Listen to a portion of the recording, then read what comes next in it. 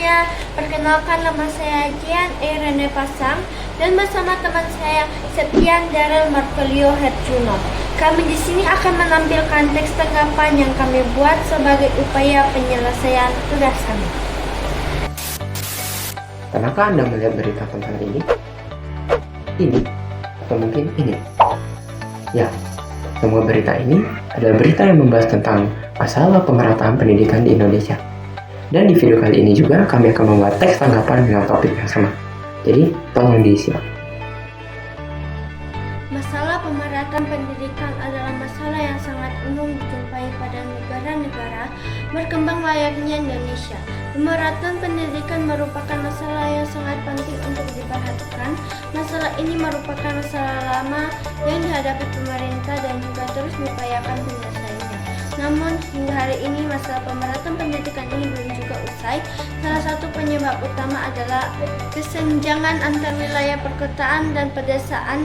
Kesenjangan ini meliputi berbagai hal seperti halnya fasilitas pendidikan di perkotaan. Fasilitas ini kesenjangan lain juga seperti kualitas dan kuantitas guru. Di daerah pedesaan jumlah guru dapat dikatakan tidak mencukupi layaknya di kota besar dan dapat menciptakan rasio antara guru dan siswa sehingga mengurangi keefektifan aktivitas belajar mengajar. Kualitas guru juga mengambil peran penting dalam efektivitas pembelajaran. Distribusi guru yang memiliki kualitas baik kebanyakan hanya terjadi di daerah perkotaan. Dua kesenjangan ini diakibatkan oleh geografi dan infrastruktur yang kurang memadai. Distribusi guru yang masalah lain juga datang dari faktor sosial, budaya, dan ekonomi masyarakat. Di daerah pedesaan dewasa ini meski banyak orang tua yang sadar akan pendidikan anaknya, masih banyak orang tua lain yang menolak menyekolahkan anaknya entah itu karena alasan budaya maupun keterbatasan ekonomi karena menganggap pendidikan itu mahal. Walaupun pemerintah telah mengadakan edukasi dan juga program PIP, program Indonesia Pintar, yang bertujuan menyokong anak-anak dari keluarga kurang mampu agar tetap mendapatkan pendidikan formalnya, masih saja banyak yang menolak. Pemerintah telah melakukan berbagai upaya dalam mengatasi masalah ini, seperti halnya program wajib belajar, program untuk mendorong dan memastikan setiap anak mendapatkan pendidikan minimal hingga pendidikan menengah, dan juga adanya pengalokasian dana alokasi khusus untuk pemenuhan sarana dan prasarana sekolah serta dana BOS, bantuan operasional sekolah bagi setiap sekolah untuk membantu jalannya operasional sekolah. Dalam tahun 2021 negara menganggarkan sebanyak 52 triliun rupiah untuk 216.000 sekolah di Indonesia. Di setiap sekolah mendapatkan dan kenalkan dana BOS berbeda-beda sesuai dengan indeks kemahalan setiap daerah.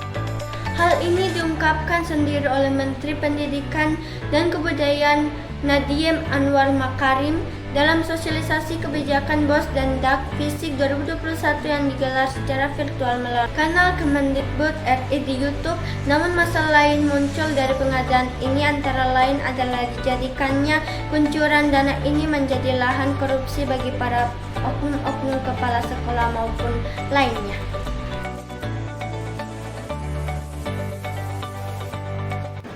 Di lain hal, pemerintah juga turut andil dalam pemerataan distribusi guru dan peningkatan kualitas guru di Indonesia. Program ini antara lain ada PPG atau Program Profesi Guru sebagai upaya peningkatan kualitas guru, dan juga program Indonesia Mengajar serta GGD atau Guru Garis Depan dalam upaya pemerataan guru dan mengatasi kekurangan guru berkualitas dengan mengirimkan guru dan generasi muda terbaik bangsa untuk mengajar di daerah 3T. Menurut data dari website Kementerian Sekretariat Negara Republik Indonesia, pada tahun 2025 ini, mantan Presiden Joko Widodo melepaskan sebanyak 774 orang untuk mengabdi sebagai GGD. Namun, masalah lain juga muncul dalam hal ini, seperti kesejahteraan guru dan kurangnya fasilitas, juga kondisi yang membahayakan, serta insentif yang kurang membuat banyak guru yang enggan mengabdi. Dalam masalah ini, kualitas pendidikan juga tidak dapat disepelekan. Pemerataan ini bukan hanya tentang hal fisik, tapi juga bagaimana metode dan kurikulum yang relevan dengan perkembangan tiap daerah.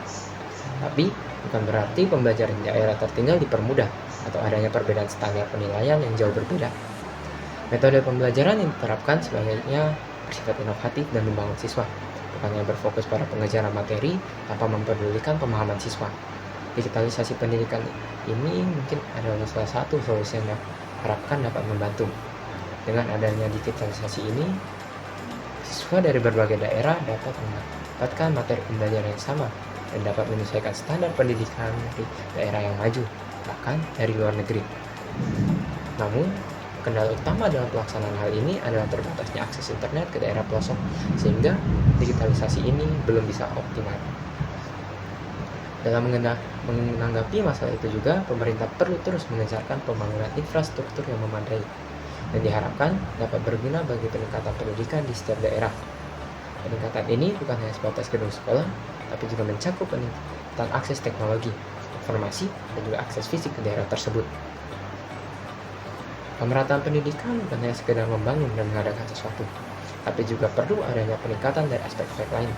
Dengan segala hadangan yang masih ada, pemerataan ini tentu bukan saja hanya tanggung jawab pemerintah, tapi juga tanggung jawab setiap golongan masyarakat. Setiap kebijakan yang diambil perlu memiliki sifat jangka panjang dan juga dampak yang berpotensi baik. Hanya dengan pendidikan, kita dapat menciptakan generasi yang unggul.